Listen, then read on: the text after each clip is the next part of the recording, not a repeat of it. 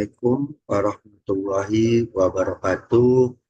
Perkenalkan, nama saya Hendrik Gunawan dengan nomor NIM saya yaitu 2892350147 dari Prodi Manajemen. Perkenalkan, dosen saya yaitu Bapak Dr. Andes Sugeng Priyatno, SEMM. Hari ini saya akan memaparkan eh,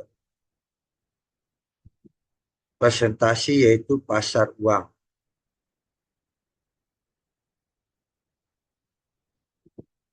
Kita lanjut yaitu Dana Moneter Internasional atau IMF.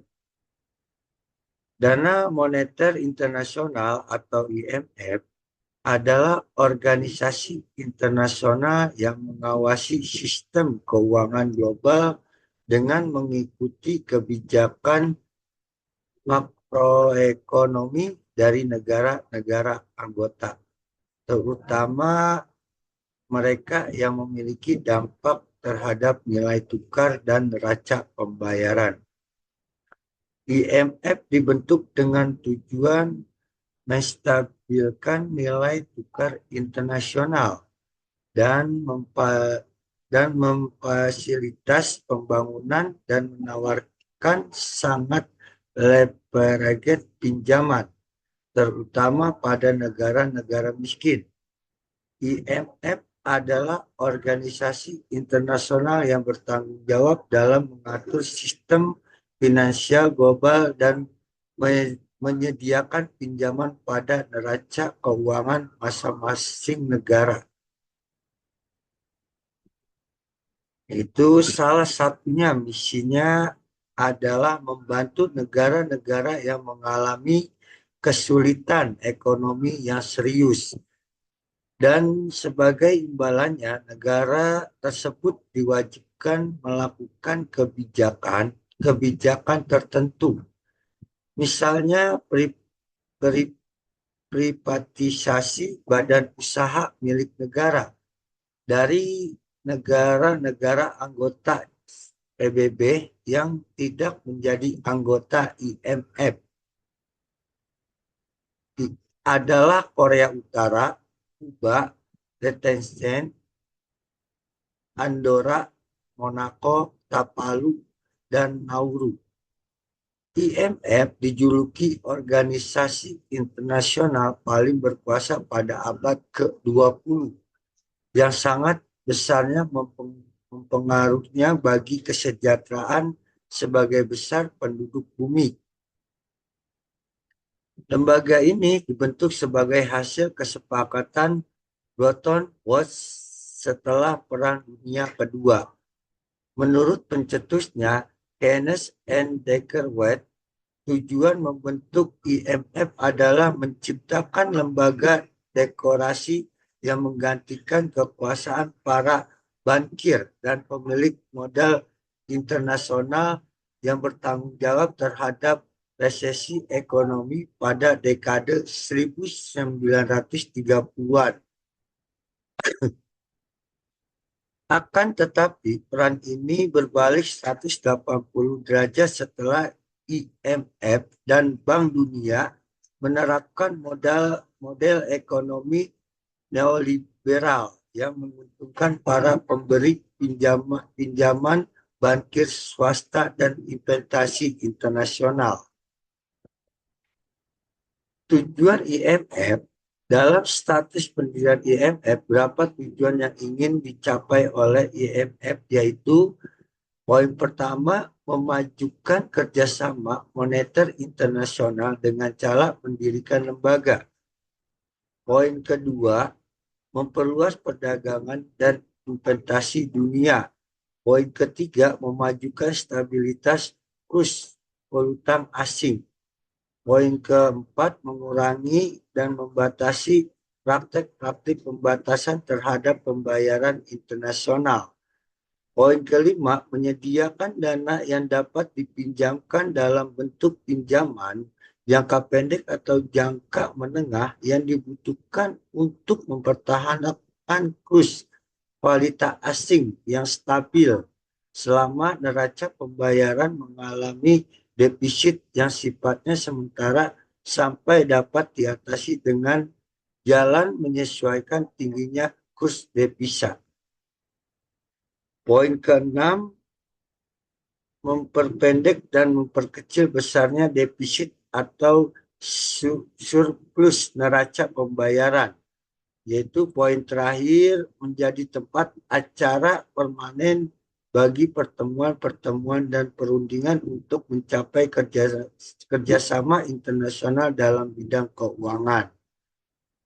Ya, kita lanjut membantu memperluas perdagangan internasional yang seimbang di antara anggotanya dan membantu perekonomian para anggotanya.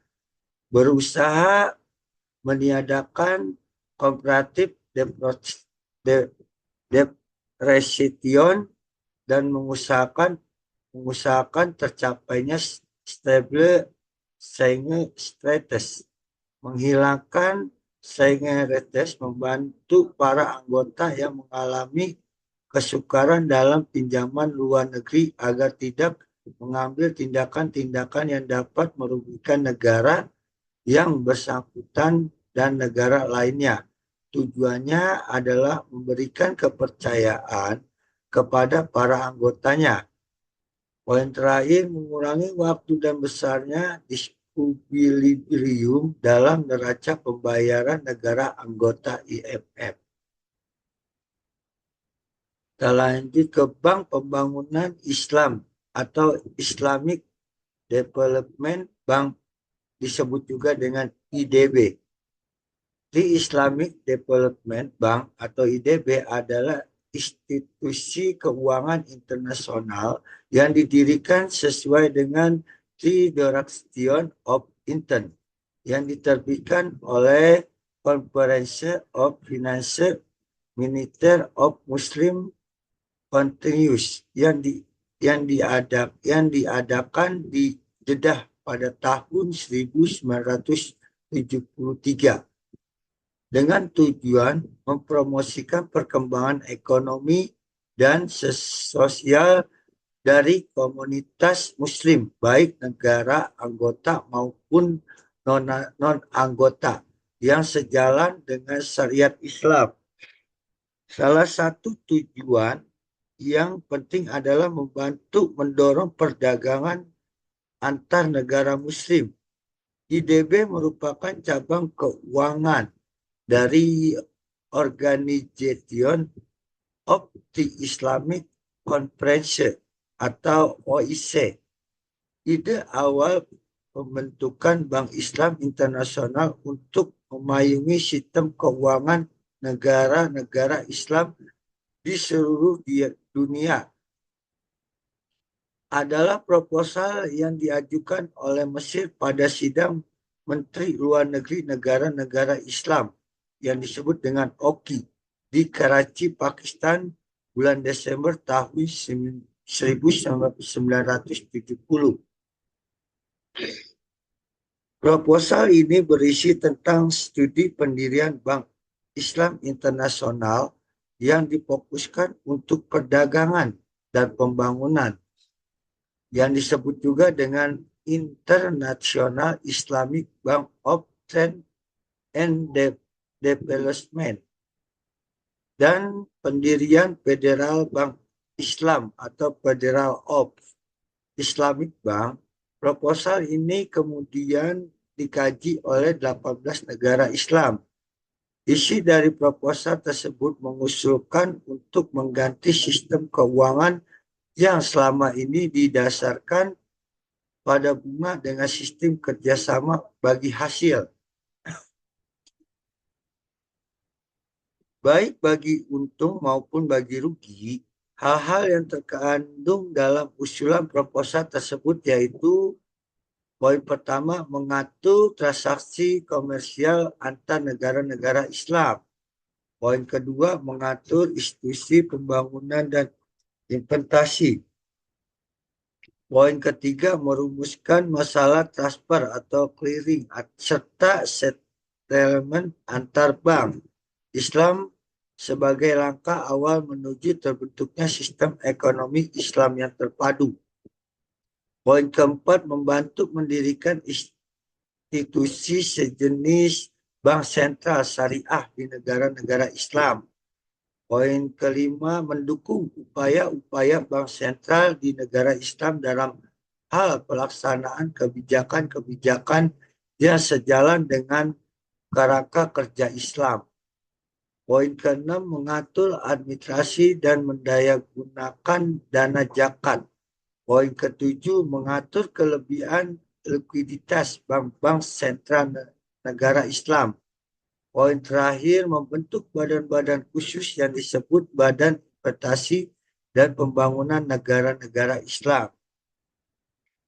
Kelanjutan proposal yang diajukan oleh Mesir diagendakan kembali pada sidang Menteri Luar Negeri negara-negara Islam yang disebut dengan OKI di Benghazi, Libya bulan Maret 1973.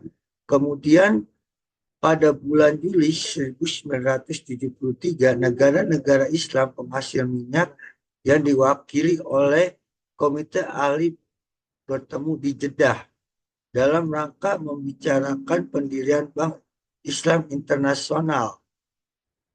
Pada pertemuan kedua bulan Mei 1974 dibahas rancangan anggaran dasar dan rancangan anggaran rumah tangga. Kemudian rancangan pendirian Bank Pembangunan Islam atau Islamic Development Bank IDB disetujui pada sidang Menteri Keuangan OKI di Jeddah tahun 1973. Modal dasar pendirian IDB adalah 2 miliar dinar Islam atau setara dengan 2 miliar Special Drawing Rig atau SDR. Keanggotaan IDR seluruhnya adalah negara-negara yang tergabung dalam OKI. Saat ini IDB memiliki jumlah anggota 43 negara yang bertugas memberikan pinjaman bebas uang untuk proyek infrastruktur dan pembiayaan pada negara anggota berdasarkan partisipasi modal negara tersebut. IDB berpusat di Jeddah dan memiliki kantor regional di Maroko, Malaysia, dan Kazakhstan, dan perwakilan di 8 negara anggota lainnya. Cabang dan bank hanya didirikan oleh negara-negara OIC. Visi misi IDB. Demi mencapai tujuan IDB memiliki visi untuk menjadi leader dalam mendorong pembangunan sosial ekonomi di negara-negara anggota dan masyarakat muslim di negara-negara non-anggota sesuai dengan prinsip syariah. Di samping itu, IDB juga memiliki misi untuk mengurangi kemiskinan, mendukung pembangunan manusia, ilmu pengetahuan dan teknologi ekonomi Islam, perbankan dan keuangan, dan meningkatkan kerjasama antar negara-negara anggota melalui mitra pembangunan IDB. Tujuan dan fungsi IDB. Tujuan IDB untuk mendorong pembangunan ekonomi dan kemajuan sosial negara-negara anggota dan masyarakat muslim, baik secara perseorangan maupun bersama-sama sesuai dengan prinsip-prinsip syariah yaitu hukum Islam. Fungsi IDB adalah memberikan pinjaman untuk proyek-proyek produktif dalam membangun ekonomi dan sosial, mendirikan dan mengoperasikan dana khusus untuk tujuan tertentu seperti dana bantuan untuk masyarakat muslim di negara-negara anggota IDB dan berwenang untuk menerima dan memobilisasi dana tersebut berdasarkan sumber daya keuangan syariah yang kompatibel.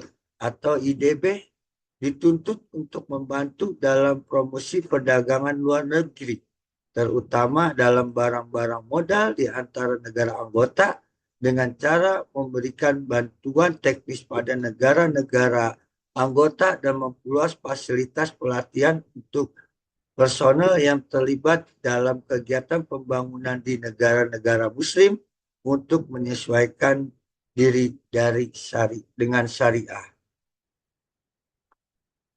Yaitu keanggotaan dan prinsip operasi IDB. Poin pertama yaitu negara anggota. Saat ini keanggotaan IDB terdiri dari 56 negara. Syarat dan kondisi dasar untuk keanggotaan adalah negara calon anggota harus menjadi anggota Organisasi Konferensi Islam atau OKI, membayar kontribusi kepada modal bank, dan bersedia menerima syarat dan kondisi bagaimana dapat keputusan oleh Dewan Gubernur IDB. Poin kedua, prinsip operasional. Beberapa prinsip dalam operasional IDB yaitu poin pertama, menjadi khalifah atau pelopor pembangunan berdasarkan landasan Islam. Poin kedua, proaktif. Poin ketiga, selalu menjaga hubungan dan berusaha meningkatkan kerjasama. Poin keempat, menjadi kebutuhan dan aspirasi masyarakat sebagai target sebelum penyusunan menjadi program. Poin terakhir, berkonsultan dengan intens kepada setiap stakeholder dalam setiap penyusunan yang diajukan. Tujuan dan fungsi IDB. Fokus kerjasama. Beberapa fokus utama dalam kerjasama IDB yaitu membangun manusia, membangun pertanian dan ketahanan pangan, membangun infrastruktur, kerjasama perdagangan antar negara anggota, bangun sektor swasta, kajian dan pengembangan di bidang ekonomi perbankan dan keuangan Islam. Area operasi IDB, lebih dari 600 juta orang hidup negara-negara IDB, pendapatan per kapita dari 50 negara tersebut yaitu 1.008 US dollar. Semua anggota bank adalah negara-negara berkembang dan 23 dari negara anggotanya adalah negara kurang berkembang. Bantuan keuangan dan teknis bank mencapai komunitas muslim di luar negeri, anggota yang berjumlah sekitar 60 negara. IDB mengabulkan pinjaman bebas bunga jangka panjang hingga 10 atau 15 tahun untuk membantu membiayai proyek utama di area infrastruktur, kesehatan, pendidikan, transportasi, dan agrikultur, termasuk pembiayaan perdagangan, promosi sektor swasta, kerjasama teknis, program dukungan, perset pemuda, dan dana unit investasi. Mereka menargetkan pengembangan pendanaan jalan raya dan pembuatan rel kereta api. Mereka menyediakan modal dan penasihat teknis pada negara-negara yang tertarik dalam pembangunan Bank Islam. Mereka menyetujui untuk membiayai Bank Islam untuk meminjamkan uang kepada pengusaha umum ataupun swasta untuk pendirian perusahaan berdasarkan syariah Islam kecil dan pembiayaan antar perdagangan antara negara Islam oleh IDB. IDB membantu dalam mempromosikan perdagangan asing, terutama dalam barang modal di antara negara anggota. Pembiayaan Islam IDB yang lebih murah tersedia bagi pembiayaan perdagangan antara anggota OIC. IDB menyetujui pembayaran perdagangan impor dan ekspor, juga menyetujui pembiayaan operasi ekspor dari produk minyak dari negara Arab di bawah program BADEA atau BADEA. Anggota OIC bertemu di sebuah forum yang disponsori oleh IDB yang diadakan pada bulan April 2003 di Casablanca untuk mendiskusikan dukungan perdagangan antar negara-negara Muslim. Uni, Uni Emirat Arab ketika mengajukan kepada IDB untuk membantu Islamic Institute for Trading Financing untuk mendorong perdagangan Islam dan memperkuat kemampuan negara Islam untuk mengekspor produk mereka ke dunia industri. Organisasi yang berkaitan dengan IDB yaitu Islamic Corporation for Issuance of Investment and Export Credit atau ICIEC. ICIEC yang dilakukan pada tahun 1994 merupakan anak perusahaan IDB yang bertujuan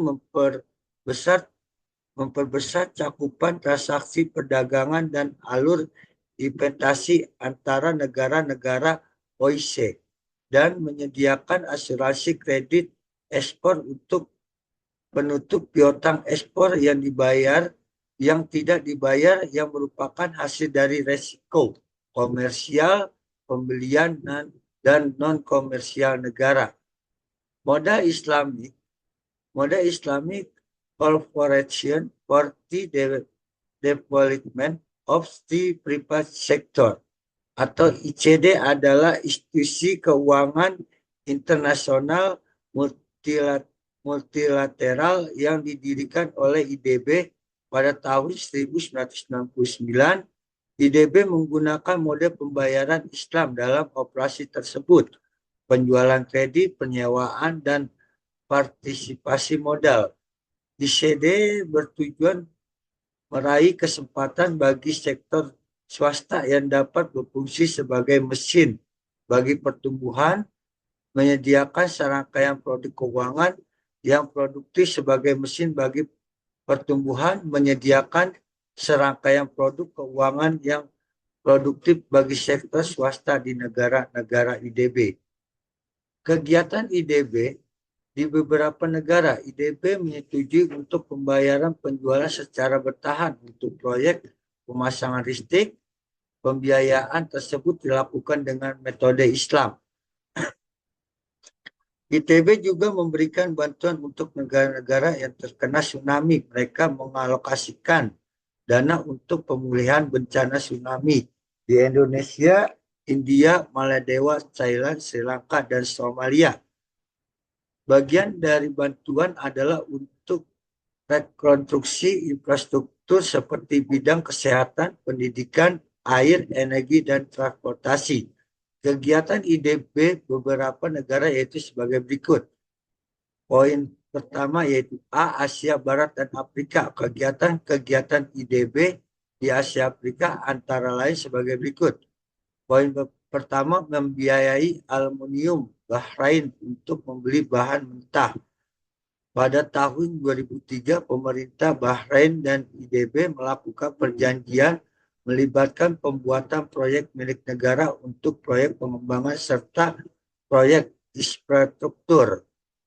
Poin kedua, menambahkan bantuan teknis untuk Integrated Commercial Policy Development of the Region Saudi Arabia dan membiayai proyek energi dan berbagai proyek pengembangan dari IDB di Yaman.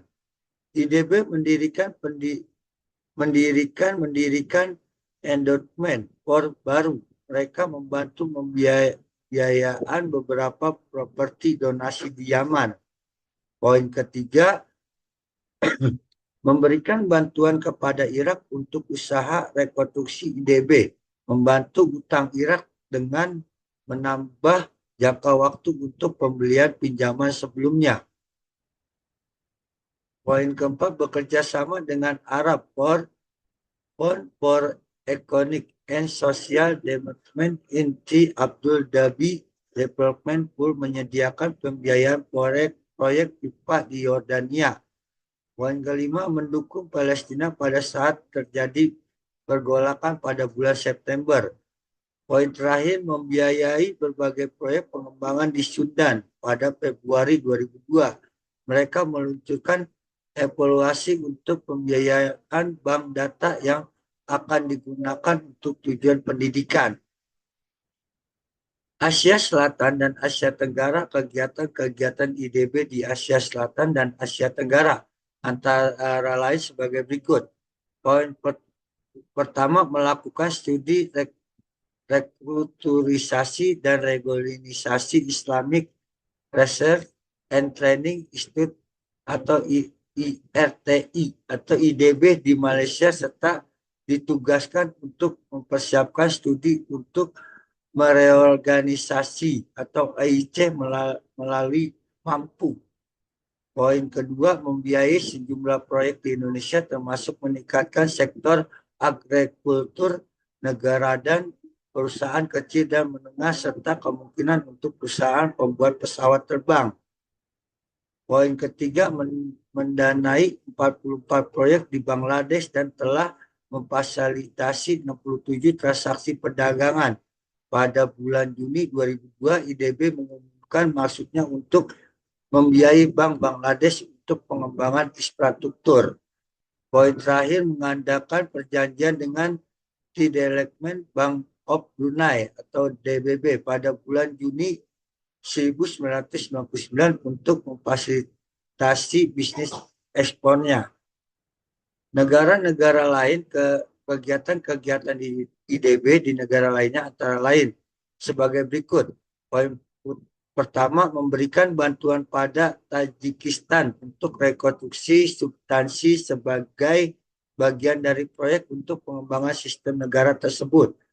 Poin kedua, mengalokasikan dana untuk pembelian dan pemasangan melengkapkan gedung kesehatan Dushanbe dan daerah pedesaan.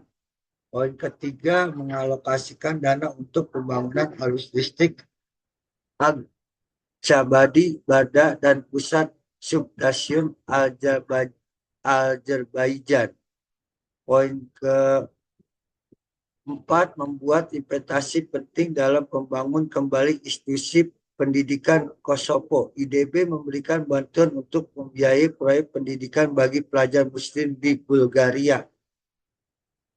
Pengkajian IDB. IDB ada institusi pembiayaan perdagangan dan proyek terbesar di dunia Islam yang telah berkontribusi besar dalam pengembangan kinerja ekonomi dan membantu meningkatkan kesadaran dalam pendidikan di negara-negara anggotanya. IDB mempersiapkan negara anggota OIC untuk anggota World Trade Organization atau WTO. Fungsi badan ini adalah sebagai berikut: mengatur investasi modal Islam. Poin pertama, menyeimbangkan antara investasi dan pembangunan di negara Islam. Poin kedua, memilih lahan atau sektor yang tepat untuk investasi dan mengatur penelitiannya. Poin ketiga, memberikan saran dan bantuan teknis bagi proyek-proyek yang dirancang untuk investasi regulasi di negara-negara lain. Itu saja yang bisa saya sampaikan. Selebihnya mohon maaf. Terima kasih. Wabillahi taufiq wal hidayah. Wassalamualaikum warahmatullahi wabarakatuh.